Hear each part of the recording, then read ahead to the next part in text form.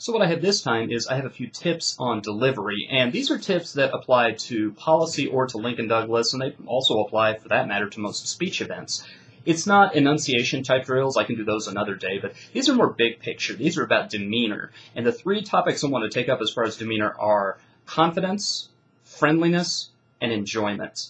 And you might think that I offer these just as sort of, wouldn't the world be a better place if you showed these, and wouldn't I enjoy the judging more? No, these make a difference. These make a difference in your win-loss record.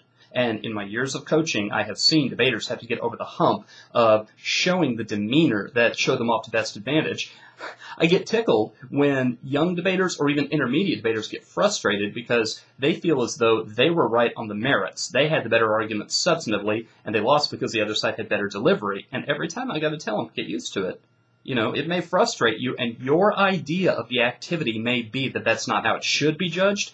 Well, you know, take your should and go carry it around the building and see if anyone will follow you. But as long as I've been around this activity, delivery makes a huge difference. And a lot of times, if you get the demeanor right, a lot of the details will follow. So, demeanor issue number one is confidence. A lot of times, the difference, the one who wins the debate will be the one who sounds as though they believe that they are right. So how do you learn confidence? You learn it pretty much by drilling it. Of the demeanor issues we're going to talk about today, confidence is the only one you can fake.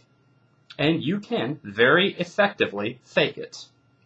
So, and this may sound a little dishonest, but when it comes to confidence, really what you're doing is you're learning how to be forceful. You're learning how to have delivery that is not harsh or unpleasant or excessively confrontational, but is just declarative, assertive, not quavery, not reticent, not nervous. What you do, and this is something I've done with a whole lot of debaters over the years, and it's going to feel kind of silly, it's going to feel kind of goofy, but if you will do it on a number of occasions, you will get to where you feel comfortable delivering material the right way, the way that's really effective for a judge. What I always used to do is I would get cookbooks and have debaters deliver recipes to me out loud.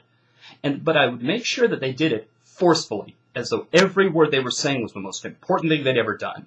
So if you're going to do this drill, you need another human being in the room. You cannot do it in an empty room. You cannot do it with a mirror. You cannot line up your stuffed animals. Any of the silly eye contact tricks people have taught you over the years. None of those work anyway. But you need another human being.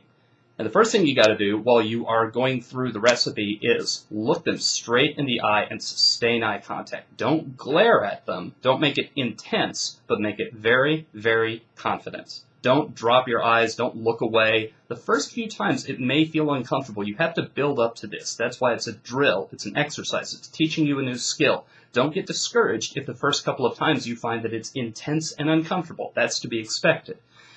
You also want to put a little bit of volume behind your voice. You're not going to yell. You're just going to take a deep breath, opening up your chest, and you're going to deliver with a little bit of force. You also want to make sure that your voice is not rising in question tone. A lot of times when people don't feel very confident, their voice will go up. It's almost like, is it okay with you if I say this? Do you agree with me? I want to make sure you don't disagree. You don't want to talk like that. Confident delivery, your voice will fall. As you get to the end of the sentence, it'll go down. Now, it doesn't necessarily have to do this, because that will sound, that after a while, that'll get repetitive and distracting. But at the very least, it should not end, the sentence should not end with your voice higher than it was at the beginning. So it can go up during the sentence, but then it needs to come back down.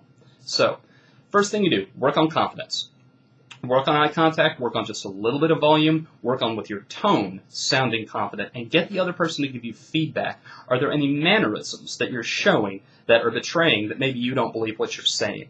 With that feedback, if you do that on a number of occasions, doing it once or twice is not going to do you any good, but do it a dozen or more times. And then, when you start having practice debates, take your newfound skills, non-verbally through your delivery, show that you are confident in your arguments.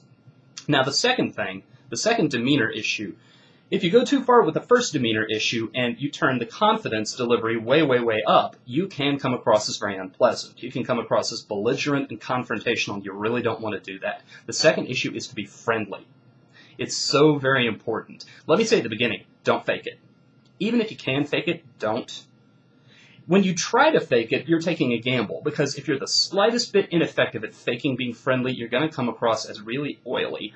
You're going to come across as insincere and very unlikable. It will backfire in a very big way. But take a look at your opponent, and If you have a problem with being too competitive, if you have a problem with going into contests and just wanting to destroy the other side for daring to get between you and winning, well, you got to work on that. Because not only are there problems with that are going to crop up your entire life, but it also just makes you less effective as a debater. Don't ever underestimate how much of a difference it makes if the judge wants to see you win, if the judge likes you and wants to see you win. Even the most impartial of judges, very often at a gut level, so far down that they don't even notice it, will be pulling for one team or another and will put together the reasons, and they will frame their perceptions based on who they want to see win. That does not mean all judges necessarily are biased and play favorites. Debate judges, good debate judges, very frequently will vote against a team that they desperately want to see win. But when rounds are close, you will find that one debate after another, it'll do you a lot of good if your demeanor makes you a very likable person. So, be friendly, be helpful.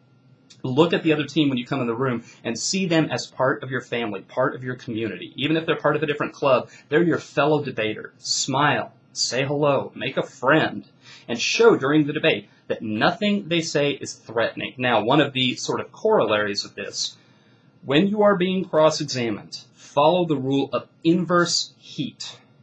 If they get all worked up, don't let it be catching. The more worked up they get, the more calm and pleasant you get. One of the things I used to do, I don't recommend this because this is actually kind of crossing a line, but one of the things that I remember doing a few times when I was debating and someone cross-examining me would get very, very, very upset, I would sometimes, with my best friendly smile, I would look over and say, no, it's okay, you're doing all right. Only to send the judge the message, well, the reason they're this worked up is that they know that they're losing.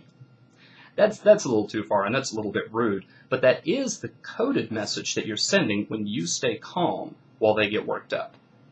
So, work out your perceptions and your attitude about your opponents, your competitors, so that you can appreciate what is likable about them, because that pays such huge dividends.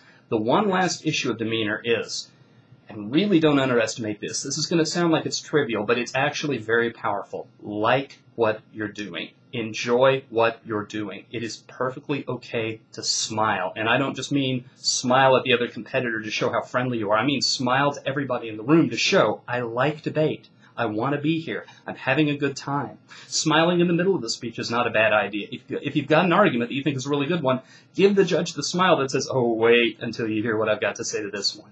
If you are pointing out an argument they just made, smile and say, I was hoping they'd make this argument. When you show that you are having the time of your life, this is exactly where you want to be. This is not just me being warm and fuzzy. This is something that we research in my field. Emotional contagion. The judge will enjoy listening to you. They will want to hear more from you. They won't be able to take their eyes off you. And if there's a big gap between you and the other speakers in the room as far as positive affect, as far as showing your enjoyment, the judge is going to feel some affinity for you. That will show up in speaker points. That will show up in what the judge hopes will happen in the outcome of the round. And in how they frame things and weigh things, it will make a difference. So, be confident. Be friendly. Really, really show that you value the other person, and don't try to fake that one. And show that you're enjoying what you do, and don't try to fake that one either. Fake enjoyment is painful. If you can get some of the demeanor issues right, so many of the other delivery issues just fall into place. So start right there in your practice speeches and in your practice rounds. Get those things nailed down, and I think that you'll see the difference right away.